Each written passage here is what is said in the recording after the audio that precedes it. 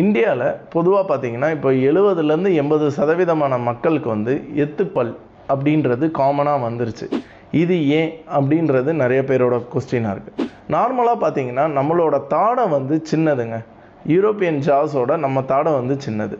அப்படின்னும் போது தாடைக்குள்ளே நம்ம எல்லா பல்லையும் அகாமடேட் பண்ணோம் அப்படின்ற பட்சத்தில் கொஞ்சம் எத்துப்பல் வர்றதுக்கான வாய்ப்புகள் இருக்குது. ஸோ இதுவே நீங்கள் கொரியாவுக்கு போனீங்கன்னா 100% it's compulsory to wear braces. நீங்கள் யாரை வேணாலும் போய் பார்த்தீங்கன்னாலும் கண்டிப்பாக கிளிப் போட்டிருப்பாங்க. என்ன ரீசன் அப்படின்னா ஸ்கூல்லேயே வந்து அவங்க வந்து இன்ஸ்ட்ரக்ட் பண்ணிடுவாங்க, இது வந்து கண்டிப்பாக பிரேசஸ் போடணும் அப்படின்றது.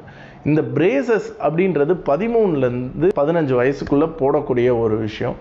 அப்போ போட்டோன்னா இன்னும் பெட்டரான ட்ரீட்மெண்ட்டாக நம்ம கொடுக்க முடியும். 50 வயசில் கூட பிரேசஸ் போடலாம், போடக்கூடாதுன்னு இல்லை. பட் இந்த 13லேருந்து 15 வயசுக்குள்ளே நம்மளுக்கு போனோட எலாஸ்டிசிட்டி ஈஸியாக இருக்கும். இன்னொன்று எல்லா பல்லும் உளுந்து அப்போ தான் முளைச்சிருக்கும்.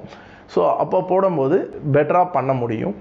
ரெண்டாவது, நீங்கள் வந்து உங்களோட டென்டிஸ்ட்டை வந்து எப்பயுமே regular dental checkup 6 மந்த்ஸ்லேருந்து 1 year once நீங்கள் உங்களோட டென்டிஸ்ட்டை டென்டல் செக்கப் ரெகுலராக நீங்கள் பண்ணிக்கிட்டிங்கனாலே இந்த மாதிரி விஷயங்களில் அவாய்ட் பண்ணிக்கலாம். பிறந்த குழந்தைங்களுக்குமே சம்டைம்ஸ் தாடை வந்து முன்னாடி வந்து கூட எத்துப்பல் மாதிரி கொடுக்கலாம். அதுக்கு ரிமூவபிள் அப்ளையன்ஸ்னு சொல்லுவாங்க. அது போட்டிங்கனாலே அதுலேயே கம்ப்ளீட்டாக அவாய்ட் பண்ணிட முடியும்.